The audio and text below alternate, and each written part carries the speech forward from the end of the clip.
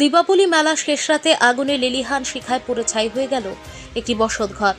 ঘটনাটি ঘটেছে গোমতী জেলার উদয়পুর মহকুমার অন্তর্গত পশ্চিম খিলপাড়া নানুবাদ এলাকায় বিমল মজুমদারের বাড়িতে। স্থানীয় সূত্রে জানা যায়, বৃহস্পতিবার ভোরের দিকে ঘরের ওপর দিয়ে ধোঁয়া বের হতে দেখে আতঙ্কিত হয়ে পড়েন বাড়ির লোকজন। সঙ্গে সঙ্গে খবর দেওয়া হয় উদয়পুর অগ্নি নির্বাপক দপ্তরে। খবর পেয়ে দমকল কর্মীরা দ্রুত ঘটনাস্থলে পৌঁছে আগুন নিয়ন্ত্রণে আনেন। প্রাথমিকভাবে জানা যায়, যেই ঘরে আগুন লাগে সেই ঘরে তখন কেউই ছিলেন না। বিমল মজুমদারের স্ত্রী ছিলেন বাপের বাড়িতে আর স্বামী কর্মসূত্রে বিদেশে। বিমলবাবুর বোন সীমা মজুমদার জানান, ঘর থেকে কোনো কিছু বের করা সম্ভব হয়নি। সমস্ত কাগজপত্র, আসবাবপত্র, এমনকি প্রায় 5 থেকে 7 লক্ষ টাকা স্বর্ণালঙ্কারও পুড়ে গেছে। আগুন লাগার সঠিক কারণ স্পষ্ট নয়। স্থানীয়দের সন্দেহ শর্ট সার্কিট অথবা নাশকতাও হতে পারে। এ নিয়ে পশ্চিম খিলপাড়া নানুয়া দিঘির পাড়ে মানুষজনের মধ্যে আতঙ্ক ছড়িয়ে পড়েছে। আমার নাম সীমা মজুমদার।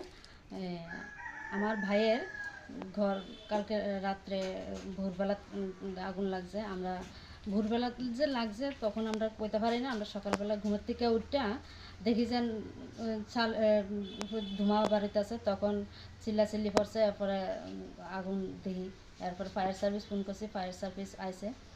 এমন কি অবস্থা, ঘরে কিছুই বার করেন গেছে না। একটা কাগজপত্র হইতে পরনের কাপড়টা শুধু ছাড়া আর কিছুই ঘর থেকে বার করেন গেছে না। প্রায় 5 লাখ টাকার মতন হের জিনিস নষ্ট হয়েছে।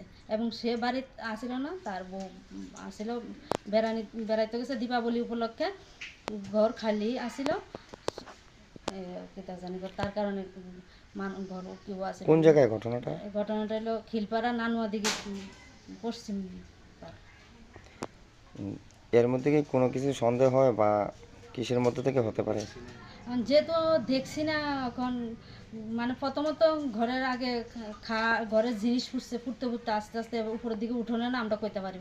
ঘরের যে জিনিস পুরা গেছে তো আর কইতে পারি না ভোরবেলা থেকে লাগছে। কারণ আমরা সকালবেলা যখন চালের উপর দিয়ে ধুমা বাড়িতে আছে তখন কইতে পারি। কারণ আগে জিনিস পুরা গেছে, ঘরের সব জিনিস। তারপরে ঘরের থেকে যখন আগুন বাইরের দিকে আস্তে আস্তে বাড়িতে আছে তখন আমরা কইতে পারি। এর আগে তো কইতে পারি না কীভাবে লাগছে, কারণ কারেন্টেরও সমস্যা দেখি না। লগের তো ঘর আছে, এক তারে নাইলে তো সব ঘরে যাবে। আর এই মহিলা কাল লাগে বললি বড় মাছ